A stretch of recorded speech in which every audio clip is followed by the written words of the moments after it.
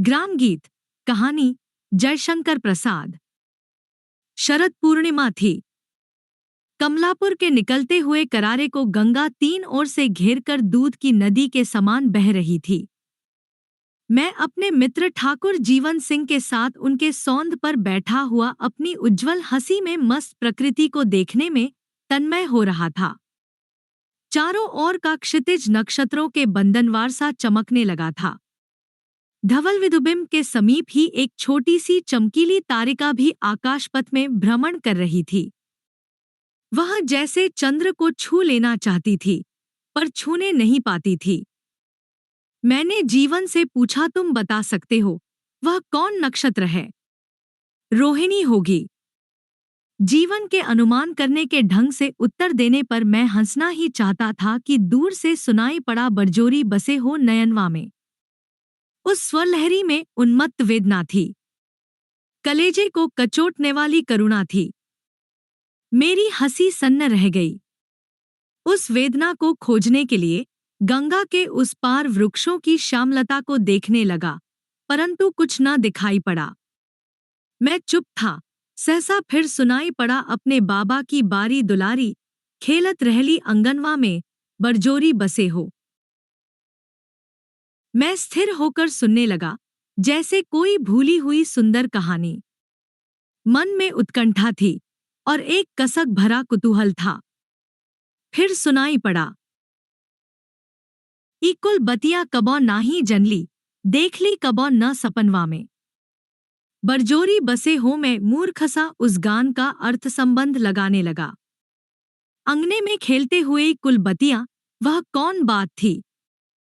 उसे जानने के लिए हृदय चंचल बालक सा मचल गया। प्रतीत होने लगा, उन्हीं कुल अज्ञात बातों के रहस्यजाल में मछली सा मन चांदनी के समुद्र में छटपटा रहा है। मैंने अधीर होकर कहा, ठाकुर, इसको बुलवाओगे? नहीं जी, वह पगली है। पगली? कदापि नहीं। जो ऐसा गा सकती है, वह पगली नहीं हो सकती। जीवन, उसे बुलाओ, बहाना मत करो। तुम व्यर्थ हट कर रहे हो। एक दीर्घ निश्वास को छिपाते हुए जीवन ने कहा। मेरा कुतूहल और भी बढ़ा। मैंने कहा, हट नहीं, लड़ाई भी करना पड़े तो करूंगा। बताओ, तुम क्यों नहीं बुलाने देना चाहते हो? वह इसी गांव की भांट की लड़की है। कुछ दिनों से सनक गई है। रात भर कभी कभी गाती हुई गंगा के किनारे घूमा करती है। तो इससे क्या? उसे बुलाओ भी। नहीं, मैं उसे न बुलवा सकूंगा।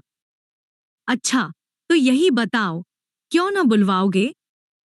वह बात सुनकर क्या करोगे? सुनूंगा अवश्य ठाकुर। यह न समझना कि मैं तुम्हारी जमींदारी में इस समय बैठा हूं, इसलिए डर जाऊंगा। मैंने हंसी से कहा। जीवन सिंह ने कहा, तो सुनो, तुम जानते हो कि देहातों में भांटों का प्रधान काम है किसी अपने ठाकुर के घर उत्सवों पर प्रशंसा के कवित्त सुनाना। उनके घर की स्त्रियां घरों में गाती जाती हैं। नंदन भी इसी प्रकार मेरे घराने का आश्रित भांट है। उसकी लड़की रोहिणी विधवा हो गई। मैंने बीच ही में टोक कर कहा, क्या नाम बताया? जीवन ने कहा, रोहिणी। उसी साल उसका द्विरागमन होने वाला था। नंदन लोभी नहीं है। उसे और भांटों के सदृश मांगने में भी संकोच होता है। यहाँ से थोड़ी दूर पर गंगा किनारे उसकी कुटिया है। वहाँ वृक्षों का अच्छा झुरमुट है। एक दिन मैं खेत देखकर घोड़े पर आ रहा था। कड़ी धूप थी। मैं नंदन के घर के पास वृक्षों की छाया में ठहर गया। नंदन ने मुझे देखा। कंबल बिछाकर उसने अपनी झोपड़ी में मुझे बिठाया। मैं लू से डरा था। कुछ समय वहीं बिताने का निश्चय किया। जीवन को सफाई देते देखकर मैं हंस पड़ा, परंतु उसकी ओर ध्यान न देकर जीवन ने अपनी कहानी गंभीरता से विच्छिन्न न होने दी। हाँ तो, नंदन ने पुकारा, रोहिणी, एक लोटा जल ले आ बेटी, ये तो अपने मालिक हैं, इनसे लज्जा कैसी? रोहिणी आई। वह उसके यौवन का प्रभात था, परिश्रम करने से उसकी एक एक नस और मांसपेशियां जैसे गड़ी हुई हों।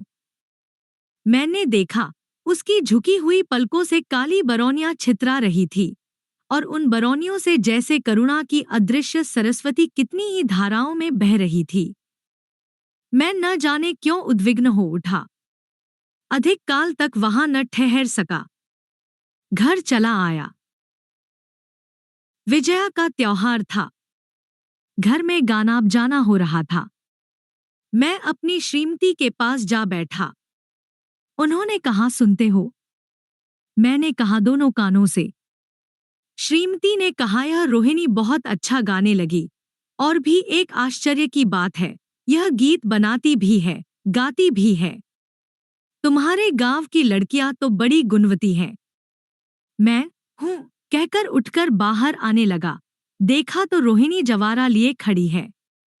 मैंने सिर झुका दिया। यव की पतली पतली लंबी धानी पत्तियां मेरे कानों से अटका दी गई। मैं उसे बिना कुछ दिए बाहर चला आया। पीछे से सुना कि इस धृष्टता पर मेरी माता जी ने उसे बहुत फटकारा। उसी दिन से कोर्ट में उसका आना बंद हुआ। नंदन बड़ा दुखी हुआ। उसने भी आना बंद कर दिया।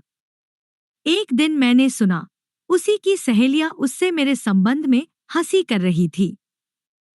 वह सहसा अत्यंत उत्तेजित हो उठी और बोली, तो इसमें तुम लोगों का क्या? मैं मरती हूँ, प्यार करती हूँ उन्हें, तो तुम्हारी बला से।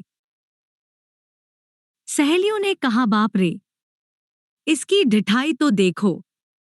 वह और भी गर्म होती गई। यहां तक उन लोगों ने रोहिणी को छेड़ा कि वह बकने लगी। उसी दिन से उसका बकना बंद न हुआ। अब वह गांव में पगली समझी जाती है। उसे अब लज्जा संकोच नहीं, जब जो आता है गाती हुई घूमा करती है। सुन लिया तुमने, यही कहानी है। भला मैं उसे कैसे बुलाऊं? जीवन सिंह अपनी बात समाप्त करके चुप हो रहे और मैं कल्पना से फिर वही गाना सुनने लगा, बरजोरी बसे हो नयनवा में। सचमुच यह संगीत पास आने लगा। अब की सुनाई पड़ा। मुरी मुसुक्याई पढ़ियो कछु टोना, गारी दियो किधो मनवा में। बरजोरी बसे हो उस ग्रामीण भाड़ भाषा में पगली के हृदय की सरल कथा थी, मार्मिक व्यथा थी। मैं तन्मय हो रहा था। जीवन सिंह न जाने क्यों चंचल हो उठे। उठकर टहलने लगे। छत के नीचे गीत सुनाई पड़ रहा था। खनकार भरी कांपती हुई तान हृदय खुरचने लगी। मैंने कहा, जीवन, उसे बुला लाओ, मैं इस प्रेमयोगिनी का दर्शन तो कर लूं। सहसा सीढ़ियों पर घमघमाहट सुनाई पड़ी। वही पगली रोहिणी आकर जीवन के सामने खड़ी हो गई। पीछे पीछे सिपाही दौड़ता हुआ आया। उसने कहा, हट पगली। जीवन और हम चुप थे। उसने एक बार घूमकर सिपाही की ओर देखा। सिपाही सहम गया। पगली रोहिणी फिर गा उठी, गीत बिसारे बिसरत नाही, कैसे बसू जाए बनवा में, बरजोरी बसे हो। सहसा सिपाही ने कर्कश स्वर से फिर डांटा। वह भयभीया हो जैसी भगी या पीछे हटी मुझे स्मरण नहीं, परंतु छत के नीचे गंगा के चंद्रिकारंजित प्रवाह में एक छपाका हुआ। हतबुद्धि जीवन देखते ही रहे। मैं ऊपर अनंत की उस दौड़ को देखने लगा। रोहिणी चंद्रमा का पीछा कर रही थी और नीचे छपाके से उठे हुए कितने ही बुदबुदों में प्रतिबिंबित रोहिणी की किरणें विलीन हो रही थी।